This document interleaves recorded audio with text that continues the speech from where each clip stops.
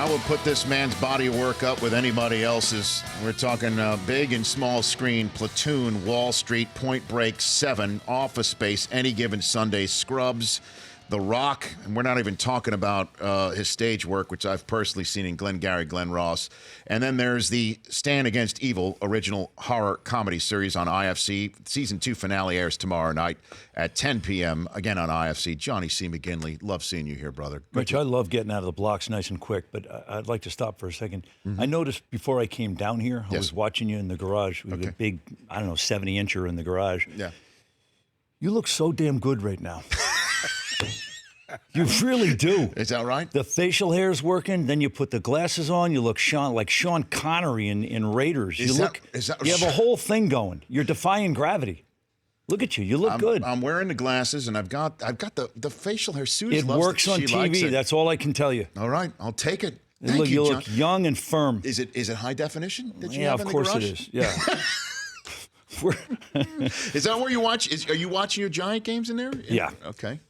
We like to lift on Sunday mornings. Out here, what do we go? It's a 10 o'clock start out here. Yes. So, you clean up on Sunday, whatever muscle group you didn't get earlier. Yeah. If there's surf, we're not in the garage. But if there's not surf, everybody just comes over and... Well, you're wearing your Stand Against Evil t-shirt. You're showing off the hockey league right now. No, it's all about Stan. It's all about Stan. Yeah. Fighting gravity. That's what my father used to say. My father, who played for he was a 2-time All-American at the University of Pennsylvania. And he stayed in shape his whole life. And people use his name was Jerry McGinley. And people are like, Jerry, how do you stay in shape? And he'd say, fighting gravity, Jumbo, fighting gravity. Mm-hmm. I heard fighting gravity maybe 10,000 times. And now I finally know what he was talking about. Fighting gravity, fighting gravity. Well, I don't know if you're aware of this, because, with my work of the NFL Network, John, I have some insight. That is also the title of the 2017 New York Giants end-of-year highlight film, really. Oof. It's called Fighting. So what do we do? What do we do? It's called Fighting Gravity. As giant sycophants, what do we do come January? What do we do? I don't know. Your coach is, I think, coaching for his gig right now. I think. Does Eli end up down with Tom Coughlin and you get the kid from USC? What do you do?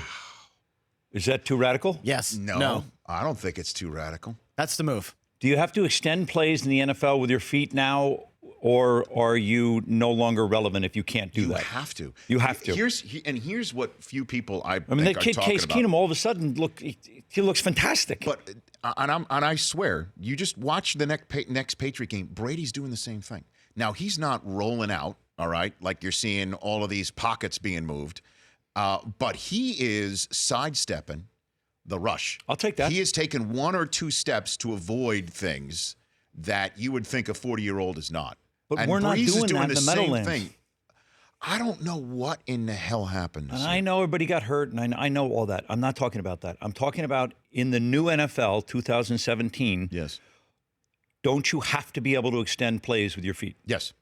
I agree with you. The kid in Minnesota. But I don't think Eli's the problem there. Do you think that Eli's the problem? I don't know. I'm asking you. You know one hell of a lot more than I do. Well, you've seen enough, but I don't know. First of all, the Giants have no run game. 0. Which is a shame. I don't know what happened there. I think they thought that Paul Perkins was going to be their guy. That line needs help. They thought the kid from, UCLA was going to be Perkins, their guy. They thought he was going to be the guy. And now, they got this kid, Orleans Darko or whatever. But who was the one, Brockman, who said this? It was Bob Ryan yesterday, right? That some coaches are lieutenants and others are generals. That's right. And he said McAdoo's a lieutenant. Ouch. That he's a lieutenant, not a general. Don't the Maras stick with people forever? They stick with people through a season. And so that's why I'm saying that he's coaching for his job. That win against Kansas City was impressive. I know that they haven't been playing well of late, but these are teams that they would be blown out by in the first 6 weeks of the season, and they won that game. But I thought your segment earlier on the kid, the tailback on Kansas City, I thought that breakdown was spot on. Hunt is not for the same. Giants. Hunt is just not the same. Why? I don't know. Either he's hit a rookie wall. What is a rookie wall? Well, is that in baseball where they finally scout you? No. What is a rookie wall? We know your tendencies now? No, that's one. But 2, that in college, when you play Game 7, Game 8, you're towards the end of a season. Oh, but of course. I didn't get that. In professional football, you are just hitting. 16. You're right in the middle. And so, or maybe he just read his newspaper headlines and heard about him on Sports Center. Dad used to say, "Don't believe your clippings." So, and now he's fighting gravity, if you will, to use the Jerry McGinley term. But, Gosh. That was a good Kansas City team the first 5 games, too. I know. They were world beaters. And Andy Reid knocked off the Patriots. Knocked 16-2 in coming off of byes in his career, and they were coming off a bye this past week, and your G-men took care of it. So I think McAdoo is coaching for his job, and that the team would, if he has the last 6 games of the year, well, it would be like 500. If he goes 500, is a 5-win season, that they don't have one of those seasons where it's the worst ever in the history of the team. If they finish 2-14, I think he's done. But he came out and he said this week, John, in a meeting saying that this is my dream job and I'm not giving it up. So join me. And I like that. I know. I like owning it. And it worked out. I don't know. But we'll see what happens. John C. McGinley here on the Rich Eisen Show. How about your New York Jets? Did they make the playoffs? For a second there, they were going to. They're 4-6, and which in the new AFC means you just might be playoff. Right in it. You're right in it. I don't know, man. This team, I don't know. They can. It would be the most Jet-like thing to rip off 5 of their last 6. Because you guys were ready to go 1-15 this year. Because I wanted one of these kids playing college ball in this town. I looked at. You even said the Giants. Maybe they should send Eli Packett down to Jacksonville. I'm fielding input right now. I don't know. Right. Something radical has to happen because it's not working. Yeah, I know. I don't know what. I have no idea. The Jets might make it. They may not. I don't know. Have you been following the Knicks too? Are you a Knicks fan? Yeah, John McEnroe and I went to a Knicks game the other night in the Garden, and they put us down on the floor. And I don't know when the last time you went to a basketball game where your feet are on the floor. It's just like hockey when you're next to the glass. It's a different experience. Yeah. Because you get the size and the speed of these modern athletes, and it's glorious. And we watched the Knicks beat the Nets, and it was the beginning of a turnaround for the Knicks, making them quasi-relevant. Right. And so you're right near the owners, right there, right? McEnroe's seats are right near Dolan. No. John was my guest. Oh. These were stand seats. These are stand against I wasn't parasiting off of John. No, he was my pilot fish. Yeah, he was with me. Is that right? Yeah. Okay. I'm sorry. Press tour for Stand Against Evil, the finest horror comedy on TV right now. So IFC has some floor seats at Madison Square Garden? No, but they know some people. Got to put Johnny C down the diddle right down the middle. You don't want me in Johnny Mac's seats. Was that? But I think I've asked you this before, but we're on the subject. Nicks and Chicks, that line from Wall Street. Was that written? Was that in the script? No, it was Johnny C's. You came up with that one? Yeah, I'm going to Ricky Henderson this. That was Johnny C's. I heard that you just went third person right there. Name dropped and third bird. That was an ad lib. That buddy. I've got Nicks and Chicks. I have the Nicks and Chicks. And you came up with that one? Yes. What take did you come up with that one? I don't know. I was doing talk radio at night, the play with Eric Bogosian, and I was doing Wall Street during the day for about 3 weeks. And so it was kind of a New York actor's dream. And so we were down towards the Woolworth building, which is a straight shot up Lafayette to the public. Yeah. And those 3 weeks were about as good as it gets for New York actors. And so I was pretty. In other words, if a boxer can be ring ready, actors can get on their toes. Yes. When they're doing Wall Street all day and then talk radio at night, you're in pretty good acting shape if there is such a thing. Sure. And so when somebody calls action, all of a sudden you can access maybe stuff that if you weren't in good acting shape, that maybe wouldn't have been there. And I was on my toes on that set. It felt good. And on the set of Wall Street. Yes. Which actor or actress that you've worked in a scene has kept you on your toes the most? That you knew I'm getting in there. I'm getting in that ring. When we did Glengarry, which you and Suze came to see. Yeah. When you're on stage with Al Pacino, you want to be on your toes because he can go anywhere. He's like a jazz player. Even with Mamet's Text, Al is like a jazz player, and you want to get in that frequency with him because it's pretty glorious if you can.